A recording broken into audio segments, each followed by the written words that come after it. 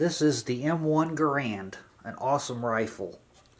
This served the United States military from World War II through the Korean War. It even seen some limited duty during the Vietnam War in the 1960s. It is chambered in 30-06. Quite the massive bullet. It is fed. Well, you could load it different ways, but the basic way to load this is the little metal clips that they have.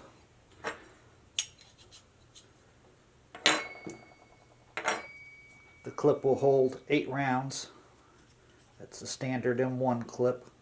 It will hold 8 rounds. Before we talk about it anymore, let's get a closer up look at it.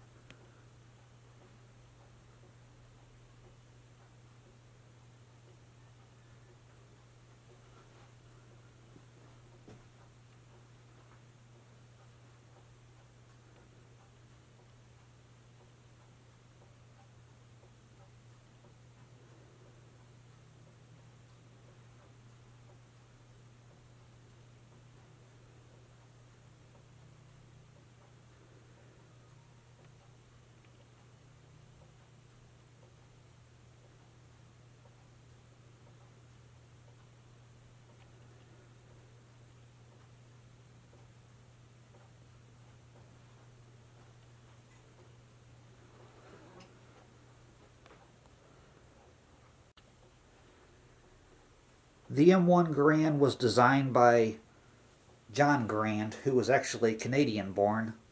It originally cost $85 to be made.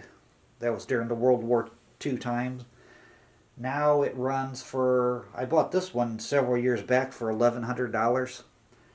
I would assume more expensive than that now. This one's in pretty much perfect condition. I bet I could probably get $1,400-$1,500 for it.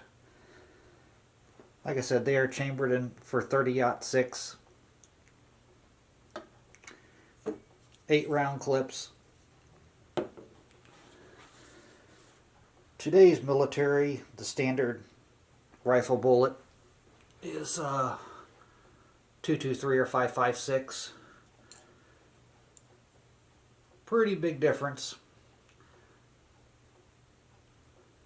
I'm of course not knocking the 5.56. It's a great bullet too. Has its advantages and disadvantages. But certainly a size difference.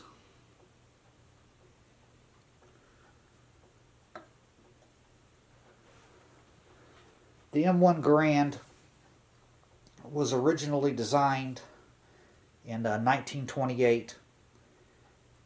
It was Springfield Armory started producing it in, I believe, 1935 they started producing it, if I'm not mistaken.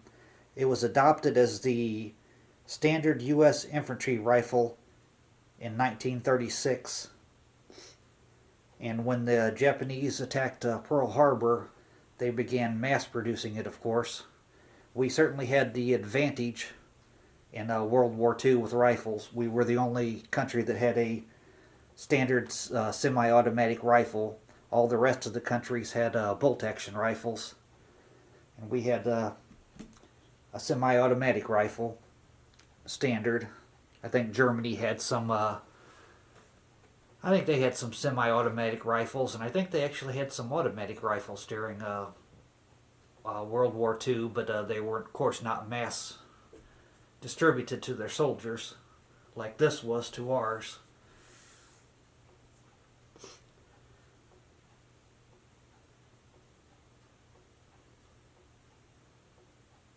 General George Patton called the M1 Garand the greatest battle implement ever devised. And at the time, he was certainly right. We were way out ahead in rifles during World War II. We also used this, I believe this was still the standard rifle for the U.S. military during the Korean War. And it saw some limited duty during the Vietnam War. After that, it was kind of phased out. I believe some other countries used it up and through the 70s, some other third world countries.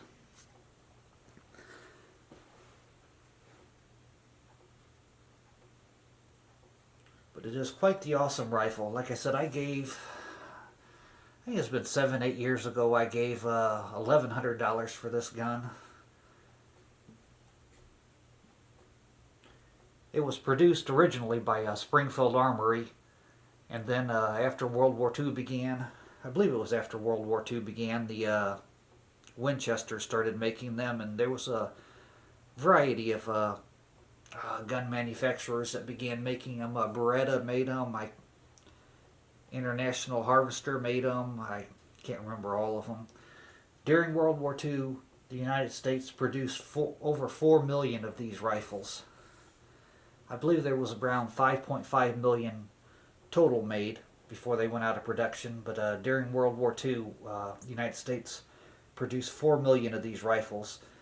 They are heavy rifles. This weighs right around 10 pounds. They're heavy rifles. Very well made. The barrel length of this gun is 24 inches. The barrel length. The overall length of the gun is 43.5 inches. The overall length.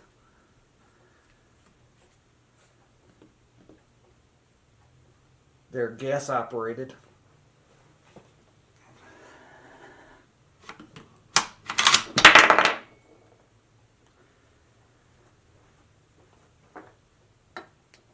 I'll give you another view of it.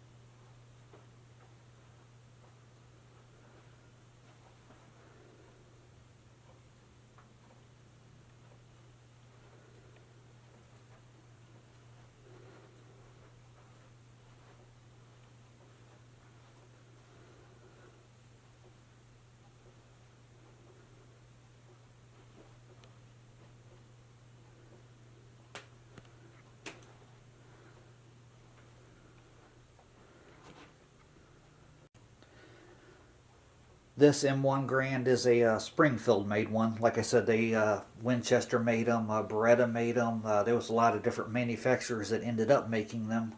This one is a Springfield model made by Springfield Armory. I don't know if you've seen the movie Gran Torino. Excellent movie if you haven't seen it. But this is the rifle that Clint Eastwood has in that movie. He plays as a Korean War veteran. The M1 Garand. Excellent rifle. I've had it out shooting many of times. This one's in excellent condition. The M1 Garand. Thanks for watching. Tell me what you think.